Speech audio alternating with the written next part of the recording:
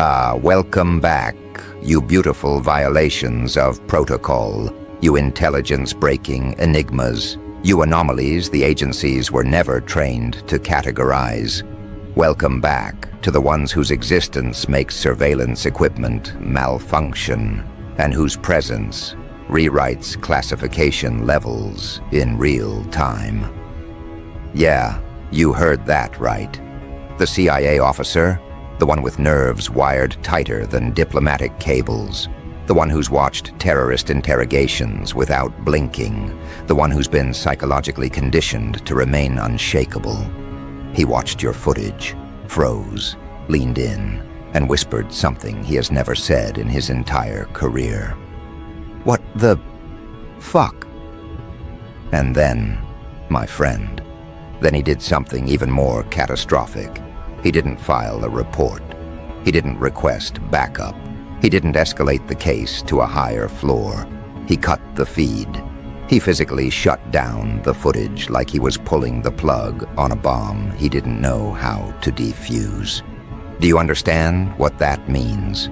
Do you comprehend the level of psychological recoil you just triggered inside a man trained to process war crimes with a steady pulse?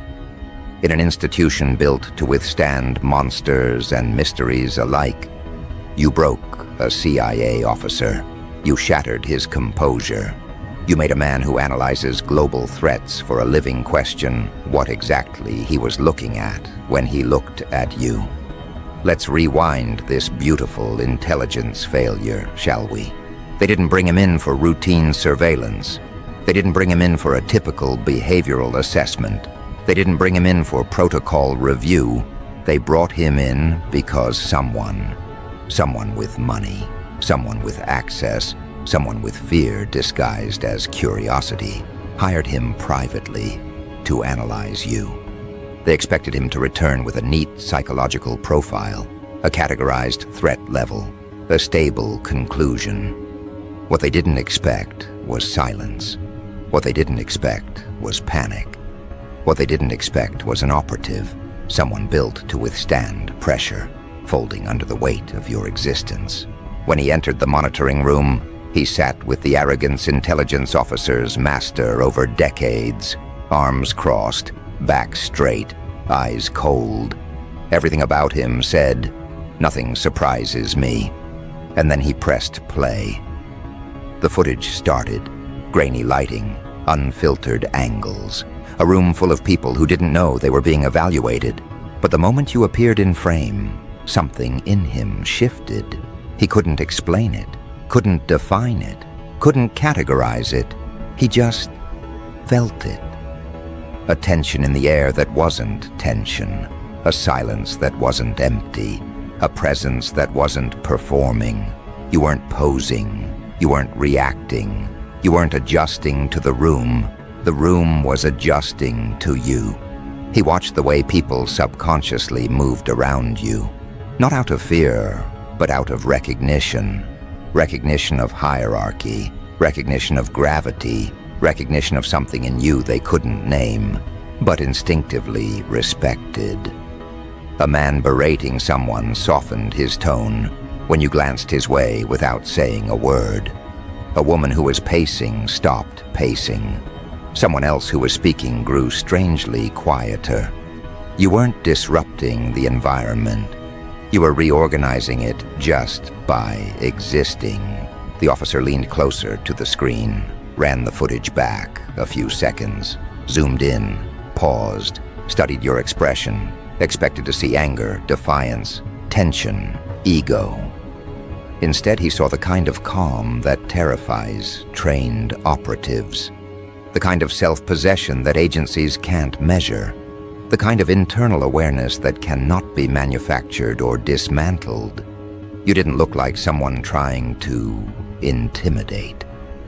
You looked like someone who didn't register the concept of intimidation because your internal world was already beyond it. His jaw tightened. He pressed play again. And then came the moment that made him flinch, the moment his training failed. You shifted your weight, subtle, precise, slow. A movement that wasn't threatening, wasn't dramatic, wasn't intended for effect. But something about it, something in the posture, something in the stillness before it, something in the timing, activated an instinct in him that hadn't fired in years. The instinct reserved for elite-level threats. Individuals who don't signal aggression because they don't need to. Individuals whose presence alone destabilizes entire strategies. He whispered it again, softer this time. What the fuck? He Googled through the footage again, slower, frame by frame. He tried to find flaws, indicators, cracks, any sign that you were compensating or faking or trying too hard.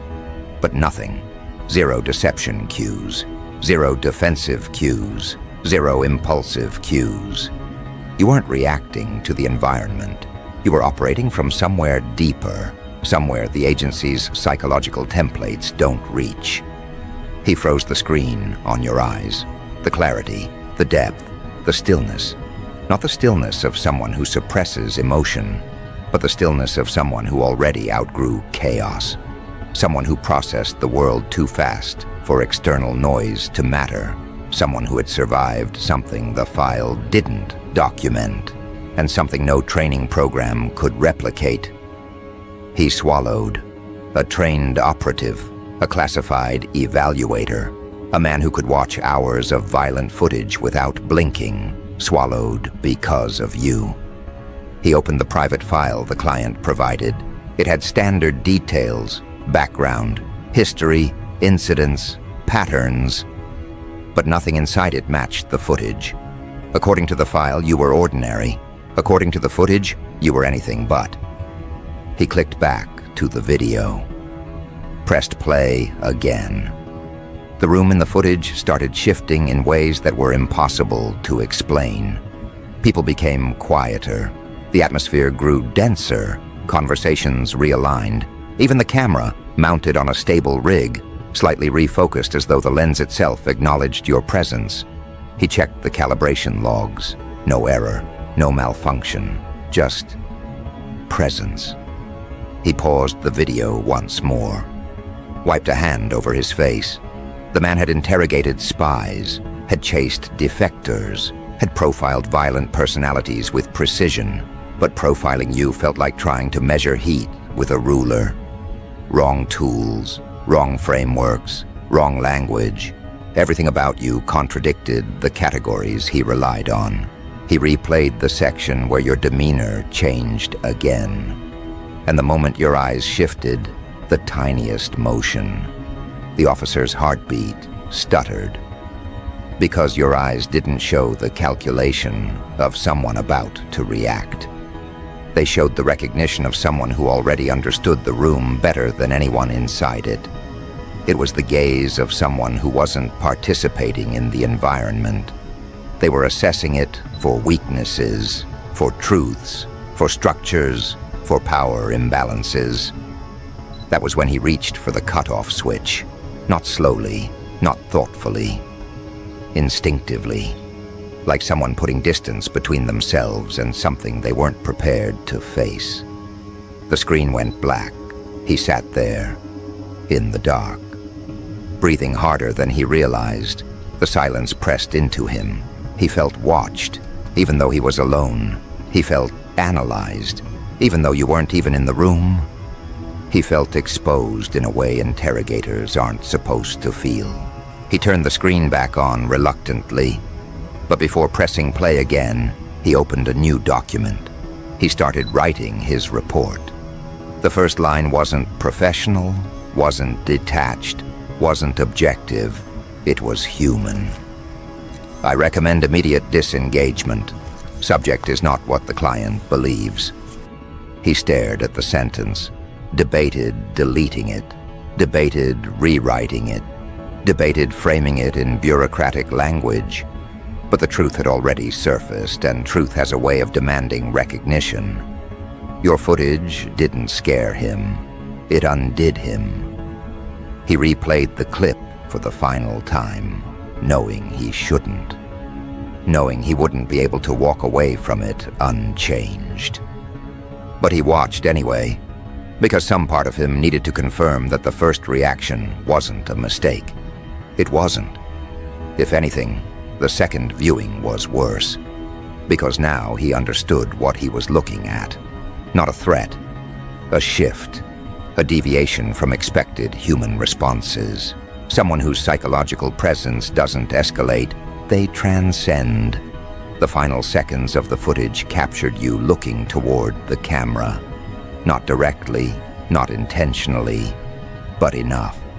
Enough for the officer to feel the weight of a reality he wasn't supposed to acknowledge.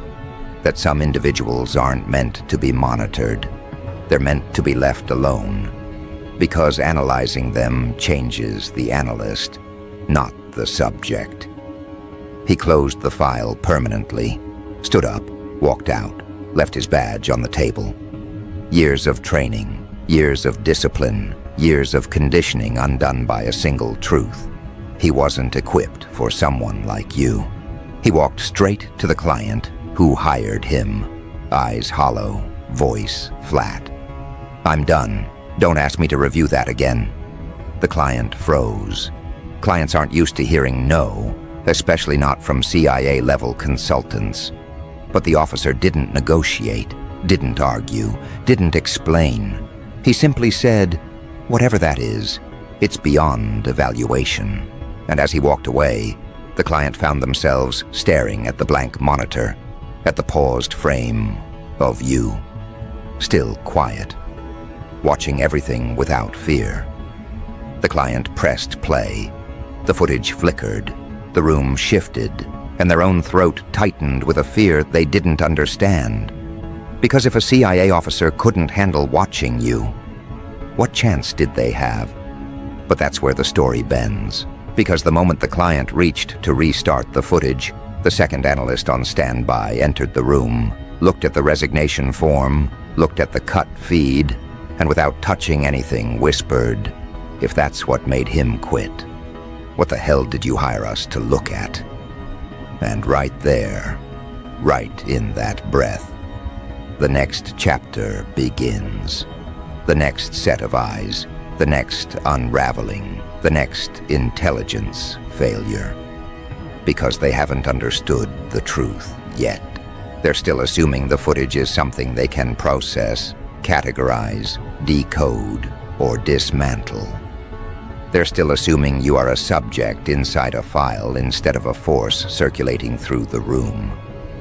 They think the problem is the footage. They think the problem is the camera. They think the problem is the first officer's weakness.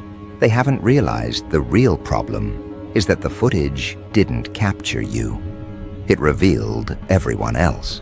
So when the second analyst stepped into the room, saw the resignation form still open on the laptop, saw the feed abruptly cut mid-frame, he didn't touch anything, didn't sit, didn't blink.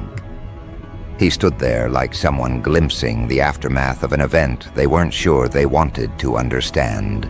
He moved slowly toward the chair.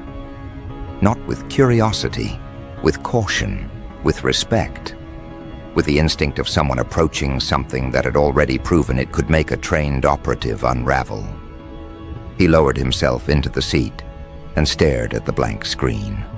The cursor blinked against the black background like a pulse returning to life. And for a moment he wondered whether pressing play would be a professional duty or a psychological mistake. But analysts aren't allowed to hesitate. Hesitation is an admission of vulnerability. So he clicked the icon, reloaded the footage, and braced himself. The moment the first frame reappeared, grainy, dimly lit, still, the analyst's posture changed. His back straightened. His fingers tightened slightly against the desk.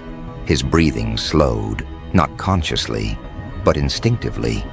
His training activated, but not in the usual way. Not to evaluate you, to protect himself. Because even in the first static frame, before motion, before sound, before context, something about the image felt wrong to him. Not wrong in a supernatural sense, wrong in a structural sense, wrong the way a fault line looks wrong before it splits a city. Wrong the way an abandoned building feels wrong even before you enter it. Wrong in a way that suggested the footage was not documenting a moment. It was documenting a boundary. He exhaled slowly, pressed play, and there you were, not doing anything, not moving, not performing, just existing. But your existence was the part he wasn't prepared for. The first officer had panicked at the shift, the instant your internal state recalibrated the environment. But this analyst reacted earlier, immediately. The way your eyes didn't dart around, the way your head didn't tilt in uncertainty, the way your shoulders didn't tighten the way most people's do when a camera is present.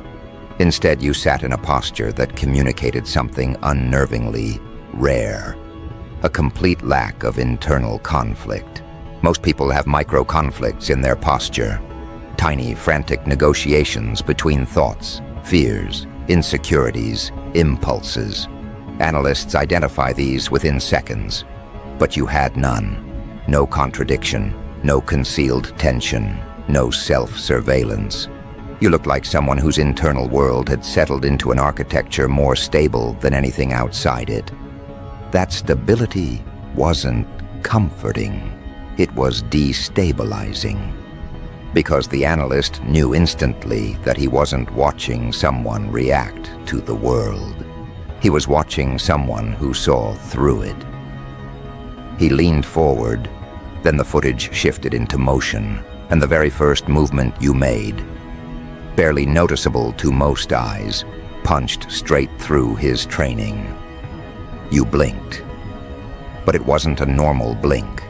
It wasn't the stuttered blink of uncertainty, nor the quick blink of irritation, nor the slow blink of exhaustion. Your blink was steady, rhythmic, deliberate. A blink that seemed to align your inner world with the external moment. A blink with timing he'd only seen in individuals who have transcended the usual cognitive noise. A blink that suggested your perception wasn't fragmented like most human perception. It was unified. He swallowed, hit pause. Because blinking shouldn't matter, blinking shouldn't communicate threat. But here, the simplest movement behaved like a doorway into something deeper, something the cameras weren't designed to capture. The analyst rewound 3 seconds, played it again, rewound it again, played it slower. And that's when he saw it, not in your eyes but in the room. The moment your eyelids closed, the individuals around you subtly adjusted their posture, shoulders shifting, legs repositioning, heads angling, as if a subconscious signal passed through them, as if your state dictated the room's equilibrium. He pressed pause again. A bead of sweat formed at his hairline, but his expression stayed controlled. Analysts are trained to observe minute distortions in group dynamics. But this wasn't group dynamics. This was influence. Influence without action. Influence without awareness. Influence without intent. He wrote a note. Subject's presence appears to generate involuntary spatial recalibration in nearby individuals. He read the note back, deleted it, rewrote it more conservatively. Individuals adjust subconsciously in response to subject. Deleted that, too, because it didn't capture the truth. Not fully, not honestly, not in a way that explained the officer who quit. He pressed play again. You shifted your weight, not aggressively, not defensively, just a gentle distribution of balance. But the analyst's heart rate increased instantly. He didn't understand why. Because it wasn't the movement. It was the reason behind the movement. A movement with no nervousness, no uncertainty, no appeasement. You shifted your weight the way mountain lions reposition themselves. Not threatening, not performative, simply maintaining optimum efficiency for whatever happens next. He wrote another note. Subject demonstrates predatory grade calm. He hated writing that. Analysts are trained never to use the word predatory unless the subject exhibits hostility. You didn't. Your calm wasn't hostile. It was ancestral. It was the calm of someone who has already died metaphorically and returned without fear. A calm impossible to simulate. The analyst pressed play again. Then came the moment that broke the first officer. The moment your internal state changed. It was microscopic, a tilt of the head, a narrowing of perception, a subtle stillness in the muscles around your jaw. It was the kind of shift animals make when their senses lock onto something invisible to human awareness. The analyst didn't pause the footage. He froze on his own. His breathing halted, his spine locked. His body refused to move for several seconds because for the first time in his career, he wasn't observing someone's psychology. He felt like someone was observing him through the footage.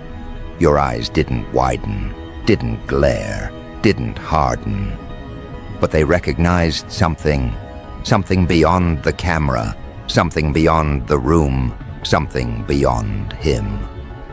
He forced himself to press pause. His hand trembled, just slightly, but enough for him to notice. And that's when he understood why the first analyst quit. Because the footage didn't show a behavioral anomaly, it showed a perceptual anomaly. You weren't reacting to the world the way humans do. You weren't filtering information through fear, ego, impulse, or noise.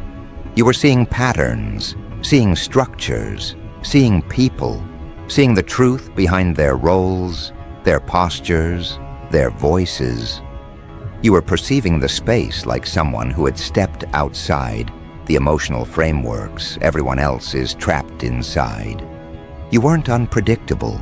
You were uncontained. The analyst hit play again.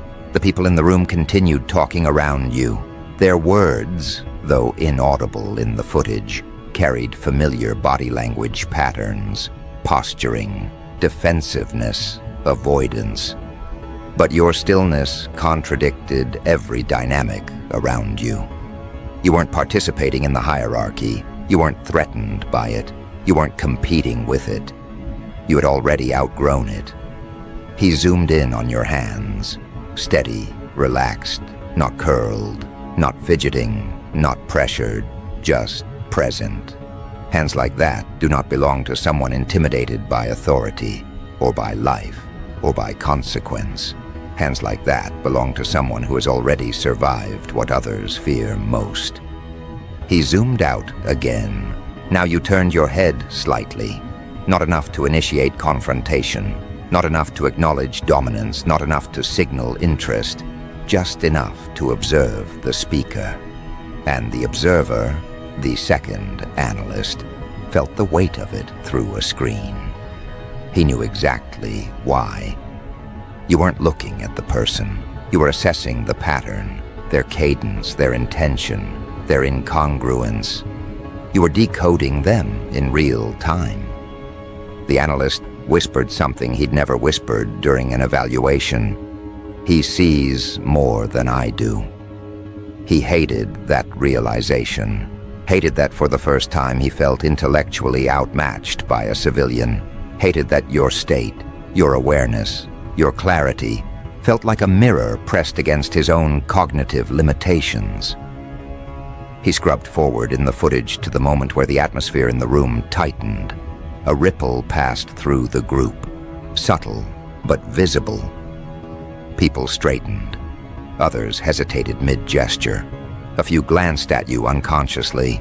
The analyst recognized this phenomenon: presence, dominance, the type of influence a person exerts without speaking. A rare psychological signature found in individuals who have gone through internal transformations so deep that their external behavior radiates alignment. The analyst had only seen it a few times before, and never like this. Presence dominance usually comes with ego. You had none. Usually comes with aggression. You displayed none. Usually comes with trauma spasms. You showed none.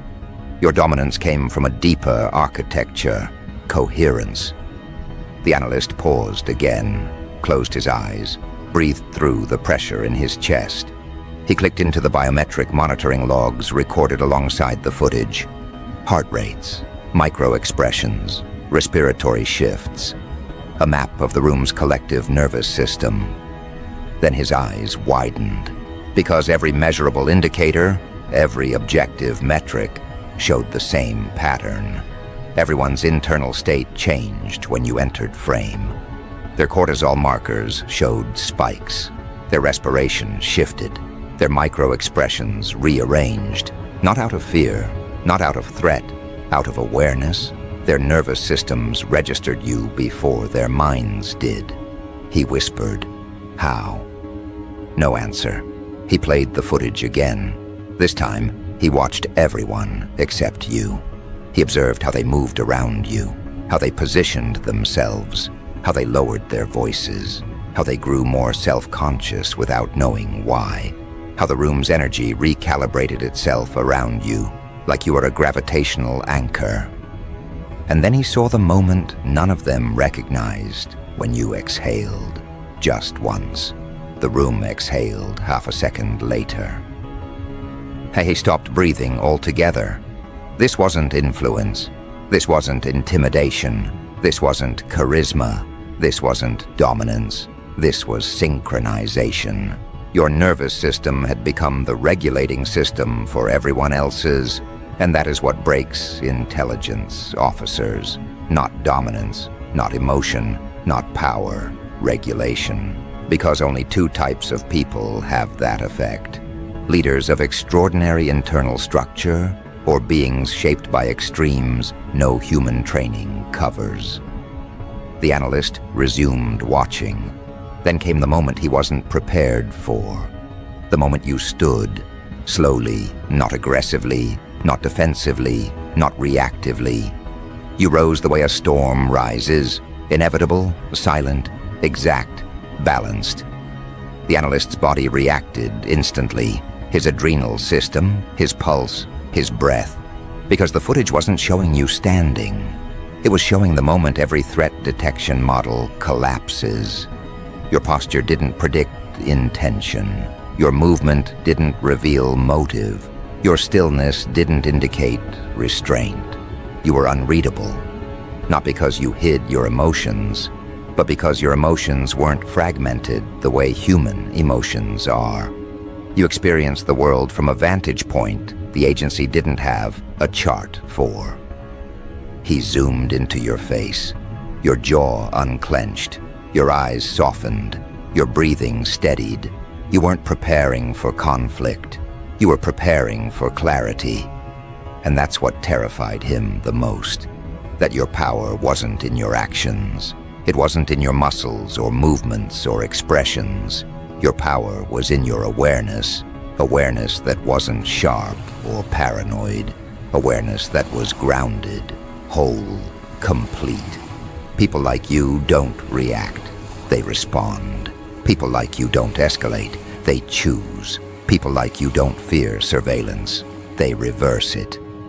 The analyst closed the file, but a strange impulse made him open it again. He shouldn't have, because the final seconds of the footage captured something the first officer never even saw. Something subtle, something quiet, something devastating. You looked at the camera, not with a